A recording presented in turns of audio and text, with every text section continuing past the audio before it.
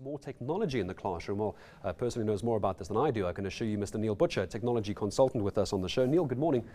To you, I use a tablet on set, but when are we going to start, if you think we should start seeing these things in school? Is that really a good idea? Well, I think first of all, that talking about school in general terms is a bad idea, because I think you have to differentiate between primary and secondary schooling. I would say that in general, there's an overemphasis on using technology with primary children, because there's probably a more important need to develop basic competences that are not being built at the moment. And then I think that probably at the secondary level we're going to see, whether we like it or not, much greater penetration of technology in the lives of the children and of the classrooms. So I think the most important question is not should we be using technology more in the classroom, but actually how do we use education systems to better prepare children for a world in which technology is pervasive. So go the other way around almost. Yeah. The cost of it is always going to be a big issue as well. Tablets and technology are not cheap.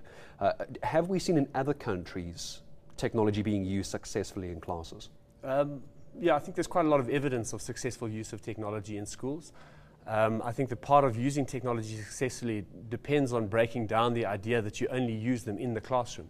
Because what technology obviously makes possible is educational models that break down a dependence on 30 learners and one teacher.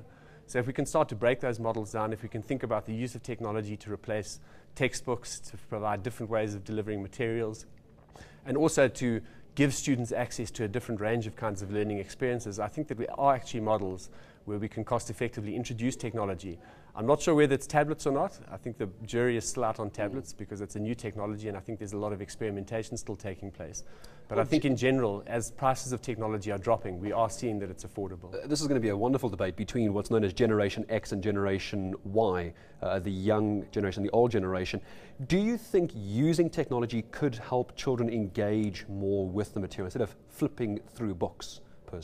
Well, I think the fundamental problem is actually that we have schooling systems that still are focused on delivering content to students. And that's not just a South African problem, it's a problem with curricula all around the world. The reality is that the world that students engage or occupy is massively content rich now, whereas education systems were designed for a world where content was actually a scarce resource. So the real challenge that we face, I don't think so much is how do we help to make the lives of students more exciting?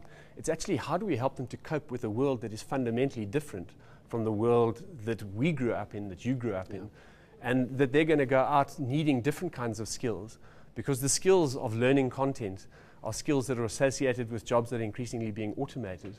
So actually we need different kinds of knowledge workers. That means we need different curricula, different approaches. I don't think that what we should be doing is pandering to the enjoyment levels of students. Right. What we really need to be doing is focusing as adults who are responsible for designing and managing education systems, is designing education systems that are actually going to help them to cope with the world that they're going out into. Are we not just getting a little ahead of ourselves though? South Africa, well documented as well, struggling to even get basic textbooks out to schools at the moment. How far along do you think we could start looking at a rollout of technology as a mainstream? I think the two things are completely unrelated. I'm not quite sure why. I've been following the debates, but following the debates in the newspaper is not necessarily a good basis for understanding why things haven't happened. But I don't think that our inability to get textbooks out to some of the schools in parts of South Africa has any bearing on whether or not we should be using technology more effectively. On the other hand, one of the things that I've been pushing for in the work that I do globally is increasingly making openly available resources accessible online, so that rather than students having to pay for educational materials, we're increasingly seeing that actually all of that material is available freely on the internet.